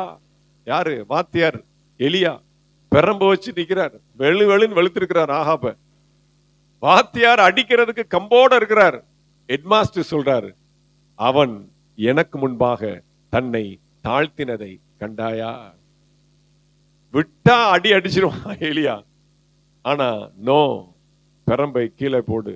ஆபிரகாமுக்கு சொன்ன மாதிரி, ஆபிரகாமே உன் பிள்ளையாண்டன் மேல் கத்தியை போடாதே, எலியாவே ஆகாப் மேல உன் பெரம்பை போடாதே, கொடிய வார்த்தைகளை போடாதே, சாபமான வார்த்தைகளை போடாதே. நீ தேவ மனுஷன், நீ சபிச்சுட்டே நாம் வாழ்க்கையில அப்படியே பழிச்சிரும். நோ, அவன் எனக்கு முன்பாக தன்னை தாழ்த்தி கொண்டான். எப்படி தாழ்த்தி கொள்கிறான்? தன் வஸ்திரங்களை கிழித்து தன் சரீரத்தின் மேல் ரெட்டை போர்த்தி கொண்டு உபவாசம் பண்ணி ரெட்டிலே படுத்து தாழ்மையா இருந்து கொண்டான். அல்லேலூயா. ஒரு வெள்ளைக்காரர் எனக்கு தெரியும், இன்னொருத்தர் சொல்லி கேள்விப்படும். ஒரு வெள்ளைக்காரர் கூட கனெக்ஷன் வச்சிருக்காரு நினைக்காதீங்க. அவர் நிறைய சபைகளுக்கு உதவி செய்கிறவர். அவருடைய சாட்சி நான் கேட்டிருக்கிறேன். கோடி கோடியா பணம் இருக்கு, எல்லா தேசங்கள்லயும் சொத்து இருக்கு. ஆனா அவர் ஒரு நாளும் மெத்தையில படுக்க மாட்டாராம், தரையில தான் படுப்பாராம். சாதாரண தரையில படுப்பாராம், ஃபாரின்லயே. ஏன்னு கேட்டீங்கன்னா, அவருக்கு ஒரு மகன் இருக்கிறான், துன்மார்க்கமா இருக்கிறான். அந்த மகன் என்னைக்கு தொடப்படுவான், அவன் என்னைக்கு ரட்சிக்கப்படுவான், அது வரைக்கும் நான் என்ன பண்ண மாட்டேன் மெத்தையில. அவர் வயசு ரொம்ப வயசானவர், ஆனா அவர் தரையில தான் படுக்கிறார். பாருங்க, இவன் ரெட்டுடுத்தி கொண்டு சாம்பலில உட்கார்ந்தான், இல்ல படுத்து கொண்டான். என்ன அர்த்தம்? இந்த சரீரம் முழுவதும் நான் பாவம் செய்தேன். சரீரத்தினுடைய ஒவ்வொரு அணுக்களும், ஒவ்வொரு கணுக்களும், நாடி நரம்புகள், தசைகள் எல்லாம் பாவத்தினாலே அப்படியே வீரியமாய் அப்படியே கொதித்து போயிருக்கேன். சரீரம் முழுவதும் ரெட்டுடுத்தி இந்த சாம்பல்ல புரண்டாதான் என்னுடைய பாவம் எல்லாம் மன்னிக்கப்படுது. அந்த காலம், இயேசு கிறிஸ்து வராத காலம். இன்னைக்கு நம்முடைய இருதயம் நொறுக்கப்படணும். அல்லேலூயா. நொறுக்கப்பட்டு, ஆவியிலே நறுங்குண்டு இருதயம் நொறுக்கப்பட்டு அவருடைய சமூகத்தில் நம்மை தாழ்த்தி ஜெபிக்கும் பொழுது வேகமா ஜெட்டு வேகத்தில் ஒரு தூதனை அனுப்புவார். அல்ல, என்னை அவன் அவன் தாழ்த்தி கொண்டதை கண்டாயா. அந்த வார்த்தையை திரும்ப திரும்ப திரும்ப வாசிக்கும் போது ஆண்டவருடைய அந்த உருகின நெஞ்சு அப்படியே பிரத்யட்சமா நம்முடைய கண்களுக்கு முன்பாக. ஆகாபையே மன்னிக்கிறார் அப்படின்னா உங்களை என்னை மன்னிக்க மாட்டாரா? அல்லேலூயா. அவன் செய்த மாதிரி கொடிய பாவங்கள் வேற யாரும் செய்யல. அல்லேலூயா. கர்த்தருக்கு மகிமை உண்டாகட்டும். வாசிங்க லூக்கா சுவிசேஷம் 15வது அதிகாரம் 17 முதல் 19 வரை. லூக்கா 15 17 முதல் 19 வரை. அவனுக்கு புத்தி தெளிந்த போது அவன், என் தகப்பனுடைய கூலிக்காரர் எத்தனையோ பேருக்கு பூர்த்தியான சாப்பாடு இருக்கிறது, நானோ பசியினால் சாகிறேன். நான் எழுந்து என் தகப்பனிடத்திற்கு போய், தகப்பனே, பரத்துக்கு விரோதமாகவும் உமக்கு முன்பாகவும் பாவம் செய்தேன். இனிமேல் உம்முடைய குமாரன் என்று சொல்லப்படுவதற்கு நான் பாத்திரன் அல்ல. உம்முடைய கூலிக்காரர்கள் ஒருவனாக என்னை வைத்துக் கொள்ளும் என்பேன் என்று சொல்லி. கவனிங்க, அப்ப அடி வயிறு காஞ்சா ஆட்டோமேட்டிக்கா புத்தி தெளியுது. இப்படிதானே? அடுத்த வேளை சாப்பாட்டுக்கு வழி இல்லை. பன்றி தின்கிற தவிட்டை சாப்பிட ஆசையா இருந்தான், அது கூட அவனுக்கு கிடைக்கல. அல்லேலூயா. அப்பதான் என்ன வருது? ஸ்பார்க் வருது. ஆஹா, எங்க அப்பா வீட்டுல வேலைக்காரன் கூட நல்ல பிரியாணி சாப்பாடு சாப்பிடுறான், இங்க எனக்கு என்ன இல்ல, பண்ணி திங்கிற தவிடு கூட கிடைக்கலையே. அல்லேலூயா. புத்தி தெளியும். அல்லேலூயா. Praise the Lord. நீங்க உபவாசம் போடலைன்னா அவர் உபவாசம் போட வச்சிருவார். அல்லேலூயா. ஆமென். உபவாசம் பண்ணி என்னால முடியல, கஷ்டமா இருக்கு அப்படின்னா புத்தி தெளிய வைக்கணும்னா அவர் நிர்பந்தமா சில நேரம் பட்டினியை போடுவார். அல்லேலூயா.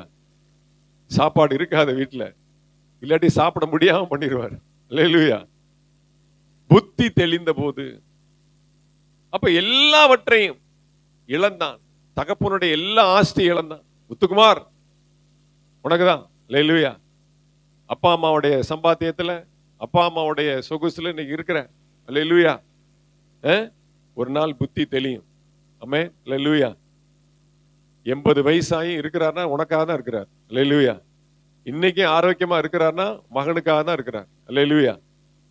நீ உணர்வடையணும், நீ பலப்படணும், நீ பாவ அறிக்கை செய்யணும், நீ புத்தி தெளியணும், ஞானம் அடையணும், வெளிச்சம் வரணும். அல்லேலூயா. வேலைக்கு போகணும், உழைக்கணும், சொந்த காலில் நிக்கணும். அப்பா சொத்துல எவ்வளவு நாள் தான் காலம் ஓட்ட முடியும்? அல்லேலூயா. ஆமென். முடியாது. அதனால புத்தி தெளியணும். அல்லேலூயா. வாசிங்க லூக்கா சுவிசேஷம் 18வது அதிகாரம் 13வது வசனம். லூக்கா 18:13. ஆயக்காரன் தூரத்திலே நின்று தன் கண்களையும் வானத்துக்கு ஏறெடுக்க துணியாமல் தன் மார்பிலே அடித்துக்கொண்டு தேவனே பாவியாகி என் மேல் கிருபையாயிரும் என்றான். அந்த வார்த்தை 2 வார்த்தை தான். பாவியாகி என் மேல் கிருபையாயிரும். Just 2 words. ஆனா அதுக்கு முன்னாடி அவன் ப்ரிப்பேர் ஆகிறான் பாருங்க. அதைத்தான் ஆண்டவர் பார்க்கிறார். தன் கண்களையும் வானத்திற்கு ஏறெடுக்க துணியாமல் தூரத்திலே நின்று. நம்மெல்லாம் சர்ச்சுக்குள்ள அசால்ட்டா வருவோம். ஆனா அங்க மத்த ஜனங்கள் அப்படியே நின்று செருப்பை கலட்டி சிலுவையை பார்த்து அவங்க ஒரு சிலுவை போட்டுட்டு தான் போவாங்க. பார்த்துருக்கீங்களா? மதுரை பெரியார் பஸ் ஸ்டாண்ட்ல TLC சர்ச் இருக்கும். பஸ் ஸ்டாண்டு சுத்தி அதான் சென்டர் ரவுண்டானா இருக்கும். கடவுமன் சிலை இந்த பக்கம் TLC சர்ச். அதை கிராஸ் பண்ற 90% மக்கள் ஒரு சிலுவை போடாம கிராஸ் பண்ணவே மாட்டாங்க. பஸ் டிரைவர் கூட ஸ்டேரிங்க ஒரு கையை பிடிச்சிக்கிட்டு ஒரு கையில சிலுவை போட்டு தான் கிராஸ் பண்ணுவார். அல்லேலூயா. தூரத்திலே நின்று. அல்லேலூயா. தேவனை அறியாதவர்கள். நான் ஒரு நாள் பார்த்திருக்கிறேன். அந்த TLC சர்ச்சில் நான் ஜெபம் பண்ணிட்டு இருக்கும் போது ஒரு பிராமின் உள்ள வரார். சட்டை இட்ட போடல, இந்த கையில அவர் ஒரு பை வச்சிருக்கிறார். நேரா வந்தார். அந்த பலிபீடத்துல பிடிச்சுக்கிட்டு அப்படியே முட்டி முட்டி அழுகிறார். அல்லேலூயா. ஒரு பிராமின் நான் பார்த்தேன். அல்லேலூயா. பொது ஜனங்களுக்கு தெரியும் இயேசு பாவங்களை மன்னிக்கிறவர். அல்லேலூயா. மார்பிலை அடித்து கொண்டு கதறி அழுது ஜெபித்தால் அவர் பாவங்களை மன்னிக்கிறவர். அல்லேலூயா. அவன் தூரத்திலே நின்று தன் மார்பிலை அடித்து கொண்டு. அல்லேலூயா. அடுத்து என்ன சொல்றான் பாருங்க. தன் கண்களை வானத்திற்கு ஏறெடுக்க துணியாமல். அல்லேலூயா. வானத்தையும் பூமியையும் உண்டாக்கின கர்த்தருடைய முகத்தை பார்க்க எனக்கு யோகிதை இல்லை, எனக்கு என்ன தகுதி இருக்கு? ஆனா உள்ள உட்கார்ந்து ஒரு பாஸ்டர் கம்பீரமா ஜெபம் பண்றார். அல்லேலூயா. அவர் தைரியமா உள்ள வரார். இது ஏன் சர்ச்சு? நான் காசு போட்டு கட்டி இருக்கிறேன். அவருக்கு அந்த ஒரு எண்ணம். அது தேவனுடைய ஆலயம் தெரியல. நான் செக்ரட்டரி, நான் டீன், நான் பிஷப், நான் ரெவரண்ட் அப்படின்ட்டு ஜம்முன்னு உட்கார்ந்து அவர் முழங்கால் போட்டு அவர் ஜெபம் பண்ணாம இந்த ஆயக்காரனை போல நான் பாவி இல்லைன்றா. இன்னொருத்தனை வேற கம்பேர் பண்ணி வேற ஜெபம் பண்றார். ஆனா அவன் அப்படி இல்லை. உள்ள கூட வர்றதுக்கு எனக்கு தகுதி இல்லை ஆண்டவரே. அல்லேலூயா. நான் தூரத்திலே நிக்கிறேன். வேதம் சொல்லுகிறது இவனே நீதிமான் ஆக்கப்பட்டவனாக வீட்டிற்கு சென்றான். அல்லேலூயா. பாஸ்டர் பாவியாக போகிறார், ஆயக்காரன் பரிசுத்தவானாய் போகிறான். அல்லேலூயா. அப்ப பாவ மன்னிப்புக்கு அந்த அளவுக்கு பவர் இருக்கு. அல்லேலூயா. பாவத்தை அறிக்கை பண்ணி ஜெபிக்கும் பொழுது அதற்கு கிடைக்கிற பவர் இருக்கு பாருங்க. Turbo charger. அல்லேலூயா. பாத்திருக்கீங்களா? சார்ஜர் நேத்தான் கண்டுபிடிச்சேன். நீங்க சார்ஜ் பண்ணும்போது அந்த டெசிமல் அது வந்துச்சுன்னா அது டர்போ சார்ஜரா. டெசிமல் வராம அந்த 45, 46 அப்படி ஏறிச்சுன்னா அது சாதாரண சார்ஜர். அந்த டெசிமல் கூட காமிச்சிச்சுன்னா அது வந்து பவர் சார்ஜரா. அல்லேலூயா. அந்த அளவுக்கு பவர் சார்ஜர். உடனே நீங்க பாவ அறிக்கை பண்ண சார்ஜ் அப்படியே இறங்கும். தேவனுடைய வல்லமை அப்படியே டர்போ பவர்ல இறங்கும். Turbo energy. வேகமாய் ஒரு காபிரியல் தூதன் வந்து உங்களை ஆசீர்வதிக்கிறதை, நிரப்புகிறதை, உயர்த்துகிறதை, பலப்படுத்துகிறதை நீங்க பார்க்கலாம். அல்லேலூயா. வாசிங்க எஸ்தரா புஸ்தகம் 9வது அதிகாரம் 6வது வசனம். இதே வார்த்தை தான் அங்க இருக்கும். எஸ்ரா 9:6.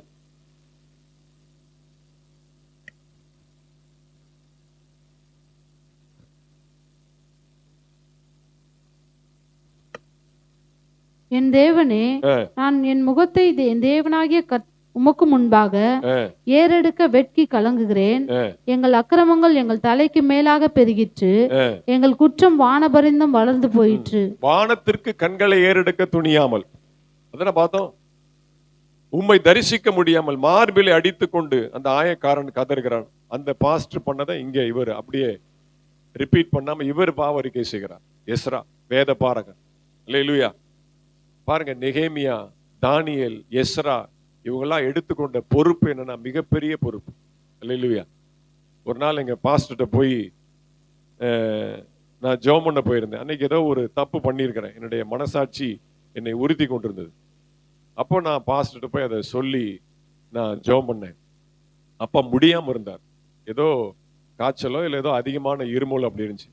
அப்போ எனக்கு ஒரு காரியம் தென்பட்டது. என்ன காரியம் தென்பட்டதுன்னா, ஆரோன் சகல ஜனங்களுடைய பாவங்களை தன்னுடைய சரீரத்தில் சுமந்துதான் என்ன பண்றான், அவன் பலியிட செலுத்துகிறான். தனக்காகவும் தன் ஜனங்களுடைய பாவங்களுக்காகவும் பாவ நிவர்த்தி செய்யும்படியாக மகா பரிசுத்த ஸ்தலத்துக்குள்ளே அவன் நுழைகிறான். அப்ப அந்த நேரத்துல என்ன பண்ணுவாங்க, ஒரு மணி வச்சிருப்பாங்க. ஒரு மணி ஆடிக்கிட்டே இருக்கும். அந்த சத்தம் நின்றுச்சு அப்படின்னா உள்ள ஆள் க்ளோஸ்னு அர்த்தம். பாவ நிவர்த்தி ஆகலை அப்படின்னா அங்கேயே அடிச்சு காலி பண்ணிடுவார். அப்பேற்பட்ட ஒரு பயங்கரமான தேவன் தான் இன்னைக்கு அவ்வளவு எளிமையாக நம்முடைய உள்ளத்துல அவ்வளவு ஈஸியாக சர்வசாதாரணமாக உள்ளே வந்து வாசம் பண்ணி கொண்டு இருக்கிறார். அப்ப எல்லா ஜனங்களுடைய பாவத்தையும் சுமந்து தீர்க்கிற அந்த இடத்துல ஆரோன் சரியாக அந்த இடத்துல பலி செலுத்தி ஆராதனை முடிச்சு சேஃப்டியா வெளியே வந்தாதான் தப்பிச்சான். இல்லாட்டி என்ன ஆயிரும், அடிதான். அப்ப எனக்கு அந்த வசனத்தை எனக்கு மனதில் ஞாபகப்படுத்தி, நான் ஒருவேளை தப்பு செஞ்சா எங்க பாஸ்டரை அது பாதிக்கும். அவருக்கு சரீர சுகவீனத்தை உண்டாக்கும். அவருடைய உடம்பு பாதிக்கும். அவர் பலவீனமாவா. ஏன்னா எனக்காக அவர் என்ன பண்றார், அப்பத்தை பிட்டு என்னுடைய கையில கொடுக்கிறார். இது உங்களுக்காக பிற்கப்படுகிற இயேசு கிறிஸ்துனுடைய சரீரம். அப்ப எனக்காக தேவ சமூகத்திலே பரிந்து பேசி, எனக்காக திருவிருந்து ஆயத்தம் பண்ணி, என்னுடைய பாவங்களுக்காக பரிந்து பேசி ஜெபிக்கக்கூடிய என்னுடைய ஆத்ம உத்தரவாதியா இருக்கக்கூடிய என்னுடைய மேய்ப்பருக்கும் நான் உண்மையா இருக்கணும்.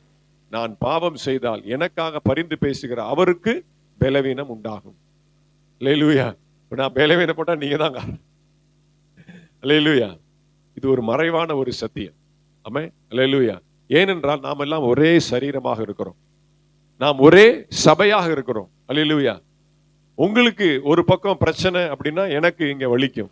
பிரச்சனை, நீங்க பாவம் செய்தால் எனக்கு இங்க வலிக்கும், எனக்கு இங்க வேதனை உண்டாகும். அல்லேலூயா. நாம் எல்லாரும் ஒரே சரீரமா இருக்கிறோம். நாம் ஒரே சரீரத்தினுடைய அவயவயங்களா இருக்கிறோம். ஒரு அவயவயம் தவறு செய்தால் அது இன்னொரு அவயவத்தை பாதிக்கும். டாக்டர் சொல்றாருல, இங்க எதுக்கு டெஸ்ட் எடுக்கிறீங்க, இங்கேதான பிரச்சனை. இல்லைங்க, இங்க இருந்து போகும். இன்னைக்கு மனைவிக்கு காலில் இந்த இடத்துல வீங்கி நரம்பு அப்படியே புடைச்சிருச்சு, வெரிகோஸ் நரம்பு அப்படியே வெடிச்சு வரும் சொல்றாங்க. இங்க அடிபட்டா ஹார்ட்டுக்கு பிரச்சனை ஆமாங்க, உடனே போய் பார்க்கணும். எப்படி, காலில் நரம்பு வீங்கி இருந்தா ஹார்ட்டுக்கு பிரச்சனை. ஆமா, அப்படித்தானே. எல்லாம் ஒரே அவயவம் தானே, ஒரே சரீரம் தானே. இங்க இருந்தா அங்க வரும். என்ன இது ஆஞ்சியோபிளாஸ்டா ஏதோ சொல்லுவாங்களே, என்ன பண்ணுவாங்க, இங்க ஓட்ட போட்டு இங்கே குத்துறாங்க இல்லையா. ஹார்ட் ப்ராப்ளம்க்கு என்ன பண்றாங்க, தொடை நரம்புல இருந்து ஆஞ்சியோ பண்ணா இங்க இருந்து பிளாஸ்ட் பண்றாங்க. எனக்கு அதை பத்தி மேல தெரியல, தெரிஞ்சவங்க சொல்லிக்கோங்க. அல்லேலூயா. அப்ப எங்கேயோ நடக்கிற பிரச்சனை, எங்கோ செய்யற பாவம், சபையார் எங்கோ செய்யற பாவம் யாருக்கு பாதிக்கும், பாஸ்டரை பாதிக்கும். அதே மாதிரி எனக்கு நான் பாவம் செஞ்சாலும் அது உங்களை பாதிக்கும். அல்லேலூயா. அப்ப நாம் ஒருவருக்கு ஒருவர் அந்த பிரமாணத்தை சுமந்து இருக்கிறோம். நாம் ஒரே சரீரமா இருக்கிறோம். அப்ப அந்த கவனம் நமக்கு ரொம்ப தேவை. அல்லேலூயா. நாம் ஒரே சபையாக இருக்கிறோம். கர்த்தருக்கு ஸ்தோத்திரம். வாசிங்க எலியா புஸ்தகம், சாரி, 1 ராஜாக்கள் 19:4. 1 ராஜாக்கள் 19:4. சீக்கிரம், இன்னும் ஒரு போர்ஷன் பாக்கி இருக்கு. 1 ராஜாக்கள் 19:4.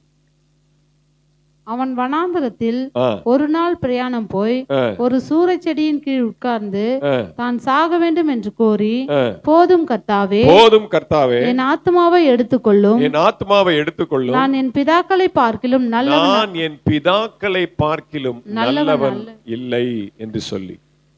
எலியா நல்ல பாஸ்டர் நினைச்சிட்டு இருக்கிறோம், அப்படியே அக்கினியை இறக்குனவர் நினைச்சிட்டு இருக்கிறோம். 450 தீர்க்கதரிசிகளை ஓட ஓட விரட்டி கொண்டவன் சொல்றோம். ஆனா அவர் என்ன சொல்றார்? நான் என் பிதாக்களை பார்க்கிலும் நல்லவன் அல்ல. அல்லேலூயா. அவருக்கே ஒரு என்னது, ஒரு சின்ன ஒரு ஒரு ஒரு ஒரு இக்கு இருக்கு, ஒரு பிளாக் மார்க் இருக்கு. அல்லேலூயா. அது எப்ப வெளியில வருது? எசபேல் துரத்தும் போது, தன்னுடைய ஜீவனுக்கு ஒரு பிரச்சனை வரும்போது, அப்ப சொல்றாரு, போதும் எடுத்துருங்க. என்னமோ சுவிட்ச் இவர் கையில இருக்கிற மாதிரி. அல்லேலூயா. வேண்டாம், நிப்பாட்டிருங்க, போதும், ஸ்டாப் பண்ணிருங்க, மிஷினை ஸ்டாப் பண்ணுங்க. நான் என் பிதாக்களை பார்க்கிலும் நல்லவன் அல்ல. பேதுரு தானே சொல்றான், ஆண்டவரே என்னை விட்டு தூரமாய் போய்விடும். வலை கிழிந்து போகத்தக்கதாக மீன்களை அள்ளி கொடுத்திருக்கிறார். அடுத்த வசனம் சொல்லுது, இவ்வளவு பெரிய அற்புதத்தை பார்த்து பிரமிக்கத்தக்கவனாய் பேதுரு சொன்னான், ஆண்டவரே நீர் என்னை விட்டு தூரமாய் போய்விடும். அப்படின்னு அர்த்தம், இந்த அற்புதத்திற்கு நான் தகுதி இல்லை. நீங்க பாட்டு டெய்லி இப்படி அற்புதம் செஞ்சுக்கிட்டே இருந்தீங்கன்னா நான் உங்க வலையில விழுக வேண்டியதாயிரும். என்ன ஆயிரும்? நான் என் பாவத்தை விட்டு, என்னுடைய அன்றாட வாழ்க்கையில செய்யக்கூடிய பாவத்தை விட்டு உங்க வலையில நான் விழுந்துருவேன். இவ்வளோ பெரிய மீன்களை கொடுத்து வலையில சிக்க வச்சு என்னைய உங்க வலையில சிக்க வைக்க நினைக்கிறீங்களா? முடியாது, நீங்க தூரமா போயிருங்க. விட்டாரா? விடலையே. அல்லேலூயா. ஆண்டவரே என் பிதாக்களை பார்க்கிலும் நான் நல்லவன் அல்ல, போதும், என்னை விட்டுருங்க. இதுவரைக்கும் நீங்க என்னை வச்சு நீங்க செஞ்ச டியூட்டி எல்லாம் போதும், இனிமேல் வேற யாரா வச்சு அப்பாயிண்ட் பண்ணிக்கோங்க. அல்லேலூயா. விட மாட்டார். நீ போக வேண்டிய தூரம் இன்னும் வெகு தூரம். சுகர் 400 ஆயிடுச்சு, பலவீனம் ஆயிடுச்சு, இல்ல, நீ இன்னும் போக வேண்டிய தூரம் வெகு தூரம். பரத்திலிருந்து, பரலோகத்திலிருந்து ஒரு மன்னாவை இப்பொழுது அனுப்புகிறார், உன்னை பலப்படுத்துகிறார். அல்லேலூயா. கெத்செமனே தோட்டத்துல இரத்தத்தின் வேர்வை துளிகளோடு அவர் கண்ணீரோடு ஜெபிக்கும் பொழுது வானத்திலிருந்து ஒரு தூதன் இறங்கி அவரை பலப்படுத்தினது போல இந்த சத்தத்தை கேட்கிற உங்களை ஆண்டவர் பலப்படுத்துகிறார். போதும், முடியல, என்னால நடக்க முடியல, அடுத்த எட்டு எடுத்து வைக்க முடியல, என்னை விட்டுருங்க அப்படின்னு சொன்னீங்க அப்படின்னா ஆண்டவர் இந்த நேரத்துல உங்களுக்கு ஒரு ஸ்பெஷல் மீல்ஸ் கொடுக்கிறார். அல்லேலூயா. தேவனுடைய வார்த்தை. ஆமென். உங்களை பலப்படுத்தி, மகளே, மகனே, இன்னும் நீ போக வேண்டிய தூரம் வெகு தூரம். உன்னை குறித்து நான் வைத்திருக்கிற திட்டங்கள் இன்னும் அதிகம். அம்மா வயசாயிருச்சு நினைக்காதீங்க, இன்னும் உங்களை வச்சு ஆண்டவர் நிறைய செய்ய வேண்டிய வேலை இருக்கு. சரியா? கவனமா கேளுங்க. அல்லேலூயா. கர்த்தருக்கு ஸ்தோத்திரம். வாசிங்க 1 ராஜாக்கள் 17:18. 1 ராஜாக்கள் 17:18. எலியாவுக்கு ஏன் இந்த வார்த்தை வந்துச்சு அப்படிங்கறத இன்னைக்கு காலையில ஆண்டவர் சொன்னார். வாசிங்க. அப்பொழுது அவள் எலியாவை நோக்கி, தேவனுடைய மனுஷனே, எனக்கும் உமக்கும் என்ன? என் அக்கிரமத்தை நினைக்க பண்ணவும், என் அக்கிரமங்களை நினைக்க பண்ணவும், என் குமாரனை சாக பண்ணவுமா என்னிடத்தில் வந்தீர் என்றான். இவ்வளவு பெரிய அற்புதம் அந்த சாரிபாத் விதவைக்கு எலியா மூலமா ஆண்டவர் செஞ்சிருக்கிறார். ஒரு கைப்பிடி மாவை இல்லாமல் ஒண்ணும் இல்ல, அந்த மாவை சுட்டு அடையா சாப்பிட்டுட்டு என்ன பண்ண போறாங்க? தாயும் மகனும் தற்கொலை பண்ணி சாக போறாங்க. அந்த நேரத்துல பாஸ்டர் உள்ள வரார், எலியா உள்ள வந்து காப்பாத்துறார். வீட்டுல பாத்தீங்கன்னா அப்படியே எண்ணெயும் மாவும் அப்படியே நிரம்பி வழிகிறது. அதை விற்று வியாபாரம் பண்ணி பெரிய மல்டி மில்லியனர் ஆயிட்டாங்க. ஊரெல்லாம் பஞ்சம், இவங்க வீட்டுல காசு கொட்டி கிடக்குது. அல்லேலூயா. ஆனா திடீர்னு வியாதி.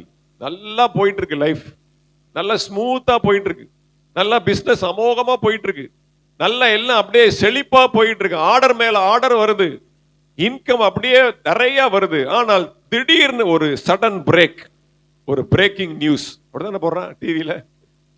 அது ஒரு குட் நியூஸ் போடக்கூடாது, பிரேக்கிங் நியூஸ். அது நல்ல செய்தினா கூட என்ன போடுறான்? Breaking news. இந்த பிரேக்கிங் நியூஸ் போட்டு போட்டு அந்த டிவியே உடஞ்சிரும் போல. அல்லேலூயா. ஆண்டவர் பார்க்கிறாரு, ஒரு பிரச்சனையை கொடுக்கிறார். அல்லேலூயா. மகன் வியாதிப்படுகிறான். அப்போ சொல்றான், ஆண்டவரே, எலியாவே, என் அக்கிரமத்தை நினைக்க பண்ணவோ. அப்ப என்ன இருக்கு? ஏதோ ஒண்ணு ஒளிஞ்சிருக்கு. இவ்வளவு அற்புதத்தை கொடுத்து எதுக்கு கொடுத்திருக்கிறாரு? அந்த அக்கிரமத்தை வெளியில கொண்டு வர்றதுக்கு தான். உன்னைய தற்கொலையிலிருந்து வெளியில கொண்டு வந்ததுக்கு எதுக்கு காரணம்? உன் அக்கிரமத்திலிருந்து வெளியில கொண்டு வரணும். உன்னுடைய உயிரை நான் காப்பாத்திட்டேன், ஆனா உன் பாவத்தை நீ தான் வெளியில கொண்டு வரணும். உன் உயிருக்கு நான் கேரண்டி, ஆனா பாவரிக்கை செய்யாம நீ என்ன பண்ண முடியாது? பரலோகத்துக்கு வர முடியாது. அல்லேலூயா. பாவரிக்கை செய்யாம, ஞானஸ்நானம் எடுக்காம, சபையில திருவிருந்த அங்கத்தினராய் மாறாம பரலோகத்துக்கு வர முடியாது. இங்க உனக்கு எல்லாம் கிடைக்கும். ஒரு பிடி கை மாதா இருக்கு, அதை நான் ஆசீர்வதிப்பேன், உனக்கு அள்ளி அள்ளி கொடுப்பேன், எல்லாமே கொடுப்பேன், இன்கிரிமெண்ட் கொடுப்பேன், பென்ஷன் கொடுப்பேன், அரியர்ஸ் கொடுப்பேன், எல்லாம் கொடுப்பேன். உனக்கு சாப்பாடு குறைவில்லாம கிடைக்கும். ஆனால் நீ உன் அக்கிரமத்தை வெளியில சொல்லாம என்ன பண்ண முடியாது? பரலோகத்துக்குள்ள வர முடியாது. நீ அந்த அக்கிரமத்தை வெளியில என் அக்கிரமத்தை நினைக்க பண்ணவோ? யோசிச்சு பாருங்க. ஆமென். நாம் தேவ பிள்ளைகள் தான், சபையில் இருக்கிறவங்க தான், திருவிருந்து அங்கத்தினர் தான், அற்புதங்களை அனுபவிச்சவங்க தான். ஆனாலும் என்ன அக்கிரமம் உள்ளே இருக்கிறது? இவ சொன்ன உடனே அதை அப்படியே எளியா பிடிச்சுக்கிட்டார். நான் என் பிதாக்களை பார்க்கிலும் நல்லவன் அல்ல. அவளே சொல்லிட்டா, நான் சொல்லலைன்னா அப்புறம் நல்லா இருக்காது, நானும் பாவிதான் ஆண்டவரே. அடுத்து பாருங்க, 40 நாள் ஒரு நாள் சாப்பாடு, ஒருவேளை சாப்பாடை புசிச்சிட்டு 40 நாள் எழுந்து நடக்கிறான். அல்லேலூயா. வனாந்தரத்துல, காடுகள்ல, மலைகள்ல, மேடுகள்ல நடந்து திரிந்து தேவ சித்தத்தை நிறைவேற்றி முடிக்கிறான். ஆமென். கர்த்தர் நல்லவர். கர்த்தருக்கு ஸ்தோத்திரம். வாசிங்க. அன்னாள் அடுத்து பார்க்க போறோம். 1 சாமுவேல் 1வது அதிகாரம் 5-10. 1 சாமுவேல் 1வது அதிகாரம் 5வது வசனத்தையும் 10வது வசனத்தையும் வாசிங்க. அன்னாளை சிநேகித்தபடியினால் அவளுக்கு இரட்டிப்பான பங்கு கொடுப்பான். கர்த்தரோ அவள் கர்ப்பத்தை அடைத்திருந்தார். அவள் போய் மனம் கசந்து மிகவும் அழுது கர்த்தரை நோக்கி விண்ணப்பம் பண்ணி, ஏற்கனவே உங்களுக்கு சொன்னதான திரும்ப சொல்றேன். எல்கானா அன்னாளை சிநேகித்தான். அவளுக்கு 2 பங்கு எடுத்து கொடுக்கிறான். கர்த்தரோ, அந்த வார்த்தையில ஒரு ரகசியம் அடங்கி இருக்கு. கணவன் நேசிக்கிறான், ஆனால் கர்த்தரோ. அப்ப என்ன அர்த்தம்? கணவன் நேசிக்கிறான், ஆனா கர்த்தர் நேசிக்கல அப்படிங்கறது அர்த்தம். இன்னும் கொஞ்சம் புரியுற மாதிரி சொன்னா, அவர் நேசிக்கிற அளவுக்கு உங்க வாழ்க்கை இல்லை அப்படின்னு அர்த்தம். எல்கானா நேசித்தான், கர்த்தரோ அவள் கர்ப்பத்தை அடைத்து வைத்தார். அப்ப என்ன அர்த்தம்? ஆண்டவர் எதிர்பார்க்கிற அளவுக்கு உங்களுடைய வாழ்க்கை இல்லை, அவர் பிரியப்படுகிற அளவுக்கு உங்க வாழ்க்கை இல்லை. வருஷா வருஷம் அந்த பண்டிகைக்கு போவா, இவனுக்கு 2 பங்கு கொடுப்பான், சக்களத்தை திட்டுவா, அவ அழுதுகிட்டே இருப்பா, அப்படியே புறப்பட்டு வந்துருவான். ஒவ்வொரு வருஷமும் அதான் நடக்கும். ஆனால் இந்த வருஷம் அவள் அழுதுட்டு அப்படியே வண்டியில ஏறி உட்கார்ந்து வீட்டுக்கு வரல, அவள் எழுந்து மனம் கசந்து அழுதாள். அப்ப என்ன அர்த்தம்? அந்த கசப்பு வெளியில வருது. என் அக்கிரமத்தை நினைக்க பண்ணவோ. அப்ப அன்னாளுக்கும் ஆண்டவருக்கும் இடையில மட்டும்தான் தெரியும் அந்த ரகசிய, அந்த ஒளிப்பிடம். உங்களுக்கு ஆண்டவருக்கு, உங்க கணவனுக்கு தெரியாது, உங்க பிள்ளைகளுக்கு தெரியாது, அப்பா அம்மாவுக்கு தெரியாது. உங்களுடைய உள்ளிந்திரியம், உள்ளத்தின் ஆழத்திலே பதுங்கி கிடக்கிற அந்த மறைவிடத்திலே ஒதுங்கி கிடக்கிற அந்த அக்கிரமம் ஆண்டவருக்கு மட்டும்தான் தெரியும், உங்களுக்கு மட்டும்தான் தெரியும். அதை வெளியில கொண்டு வாங்க. அந்த களிம்பை, அந்த வேரை. முத்துக்குமார் கேட்டே இருக்கா, கடப்பாறை கொடுங்க, கடப்பாறை கொடுங்க. மேல கிளையதான் வெட்டி இருக்கு, ஒண்ணு வேறு உள்ள இருக்கு. வேற பிடுங்கினா தான் அடுத்து என்ன வராது, மறுபடியும் முளைக்காது. மாமா கடப்பாறை யார்ட்டையாவது வாங்கி கொடுங்க. அப்படியே துடிச்சிட்டு இருக்கிறான். அல்லேலூயா. அப்ப என்ன அர்த்தம்? அந்த ஆழத்துக்குள்ள போகணும். ஆமென். ஆண்டவர் விரும்புகிறார். சும்மா மேலாப்புல மட்டும் உங்களை ஆசீர்வாதம் பண்ணி, நான் உன்னை விட்டு விலகவும் இல்லை, உன்னை கைவிடுவதும் இல்லை, உன்னோடு கூட இருப்பேன், பயப்படாதே மகளே, உன்னை வாளாக்காமல் தலையாக்கி என்ன பண்ணுவேன், எல்லாம் அதெல்லாம் மேல் பூச்சி. அல்லேலூயா. இல்ல, ஆண்டவர் இன்னும் ஆழத்துல போக விரும்புகிறார். அன்னாளை ஆசீர்வதிக்கணும், அன்னாளுக்கு ஒரு புத்திர பாக்கியம் கொடுக்கணும் அப்படின்னா அவள் மனம் கசந்து அழுது ஒரு பொருத்தனை செய்ய வேண்டும். அல்லேலூயா. அவருக்கு சாமுவேல் வேணும். ஆமென். அந்த சாமுவேல் வேணும்னா அன்னாள் மூலமா தான் வரணும். அன்னாள் வரணும்னா அன்னாளுடைய அக்கிரமம் வெளியில வரணும். அவள் ஒரு பொருத்தனை பண்ணணும். இதெல்லாம் இருக்கு. நெட்வொர்க். இந்த நெட்வொர்க்ல ஒரு செயின் கட் ஆனாலும் வேலை நடக்காது. அல்லேலூயா. அந்த நெட்வொர்க் கட் ஆகாம என்னென்ன செய்யணுமோ எல்லாம் செய்வார். அல்லேலூயா. நீங்க வேணானாலும் அவர் விடுற மாதிரி இல்லை. அல்லேலூயா. அவள் எழுந்து, நான் வண்டியில ஏற மாட்டேன், நீங்க எல்லாம் பேக் பண்ணுங்க, மூட்டை முடிச்ச கேட்டுங்க, எனக்கு வேலை இருக்கு. அவள் தனியே போய் மனம் கசந்து தன் இருதயத்தை உடைத்து ஊற்றினாள் அப்படின்னு சொல்லப்பட்டிருக்கு. அல்லேலூயா. உடைச்சு ஊற்றி. ஆமென்.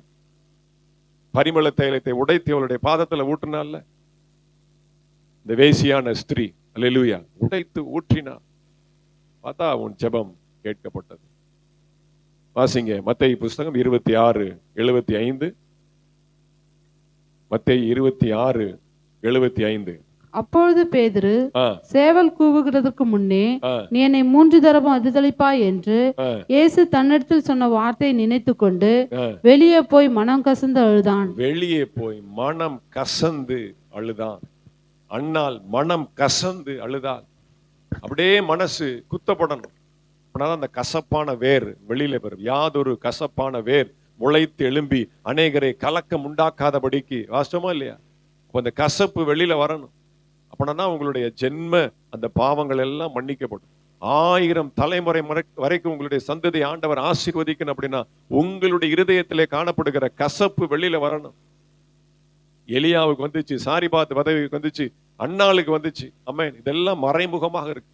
வெளி தோற்றத்தில் அவங்க எல்லாம் ஆசீர்வதிக்கப்பட்டவங்க நாங்க நினைக்கிறோம். இல்ல, அவங்க ஒத்துக்கிறாங்க. ஆண்டவர், நான் பாஸ்டர் தான், ஆனாலும் என் பிதாக்களை காட்டிலும் நான் நல்லவன் இல்லை. அல்லேலூயா. பாவ அறிக்கை ரொம்ப பவர்ஃபுல்.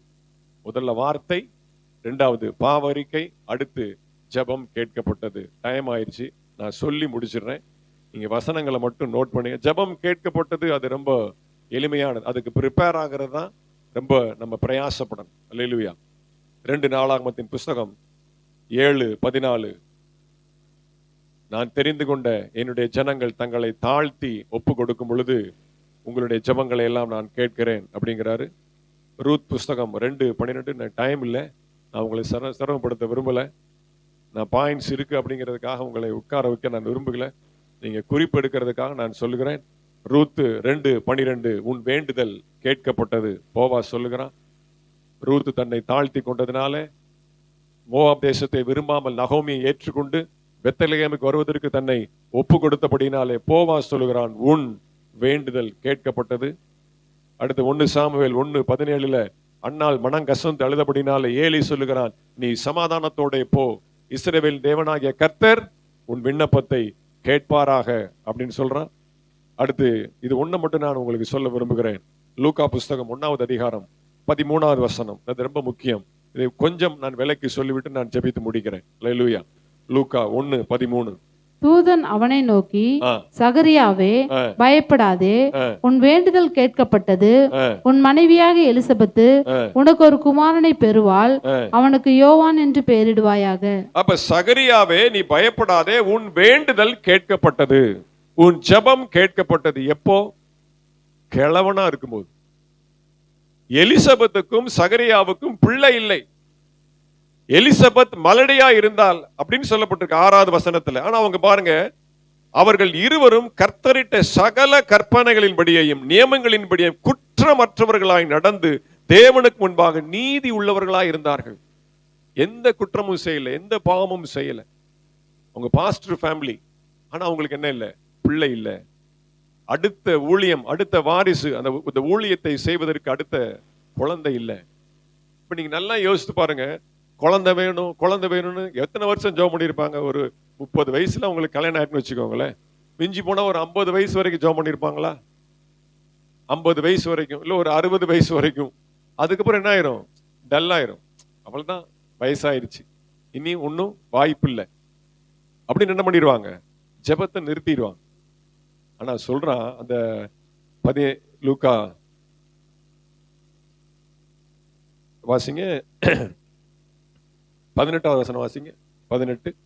அப்பொழுது சகரியா தேவதூதனை நோக்கி, இதை நான் எதினால் அறிவேன்? நான் கிழவனாய் இருக்கிறேன், என் மனைவியும் வயது சென்றவளாய் இருக்கிறாளே. ஒரு மனுஷனுடைய ஜெபம் எப்ப கேட்கப்படுது பாருங்க? அவன் கிழவனானதுக்கு அப்புறம். கல்யாணம் பண்ணும்போது பண்ண ஜெபம் கிழவனாகும் போதுதான் கேட்கப்படுது. நீங்க எல்லாம் பொறுமையா இருப்பீங்களா? அல்லேலூயா. அப்போ ஆண்டவர் பாருங்க, இன்னும் சொல்ல போனா சகரியாவே அந்த ஜெபத்தை மறந்திருப்பான். எனக்கு பிள்ளை வேணும்ன்ற ஏக்கத்தையே மறந்திருப்பான். அவ்வளவுதான், முடிஞ்சு, வயசாயிருச்சு, நான் கிழவன் ஆயிட்டு, இனி எனக்கு பிள்ளை பிறந்து என்ன ஆக போகுது? அதை தூக்கி கொஞ்சி அதை விளையாடுறதுக்கு என் உடம்புல சத்து இருக்கா? அல்லேலூயா. நீங்க ஃபுல் ஸ்டாப் வச்சாலும் அவர் கமா போடுறார். அல்லேலூயா. நீங்க முடியாதுன்னு சொன்னாலும் அவர் என்ன பண்றாரு? அவர் கண்டினியூ பண்றார். அல்லேலூயா. நான் கிழவனா இருக்கிறேன், என் மனைவியாகிய எலிசபெத் வயது சென்றவளா இருக்கிறாள், இது எப்படி ஆகும்? எப்ப வந்து சொல்ற பாருங்க, உன் ஜெபம் கேட்கப்பட்டது, உன் வேண்டுதல் கேட்கப்பட்டது. நீ பிள்ளை வேணும் பிள்ளை வேணும் பிள்ளை வேணும் 30 வருஷமா கேட்டி, அதை இப்போ நான் உனக்கு கொடுக்குறேன். அல்லேலூயா. ஆண்டவர் பாருங்க, ஜெபத்தை நீங்க விட்டாலும் அவர் விட மாட்டார். அல்லேலூயா. எப்ப கொடுக்கணும்னு அவருக்கு தெரியும். ஆமென். நீங்க நினைச்சிட்டு இருக்கீங்க வயசாயிருச்சு, காலம் போயிருச்சு அப்படின்னு. ஆனாலும் கர்த்தர், அவருக்கு அதுதான் ஏற்ற வேலை. ஆமென். அல்லேலூயா. அப்போ ஒரு நாள் நீங்க என்ன பண்ணாதீங்க, சோர்ந்து போகாதீங்க. சரீரம் இப்படி பலவீனம் ஆயிடுச்சு, எனக்கு பிள்ளை பிறக்குமா, எனக்கு காரியம் நடக்குமா, என்னுடைய காரியங்கள்லாம் வாய்க்குமா? இல்ல, don't make a full stop. God wants to continue. கண்களை மூடி நாம் ஜெபிக்கலாம். அல்லேலூயா. உன் வேண்டுதல் கேட்கப்பட்டது. ஆமென். அல்லேலூயா. நீ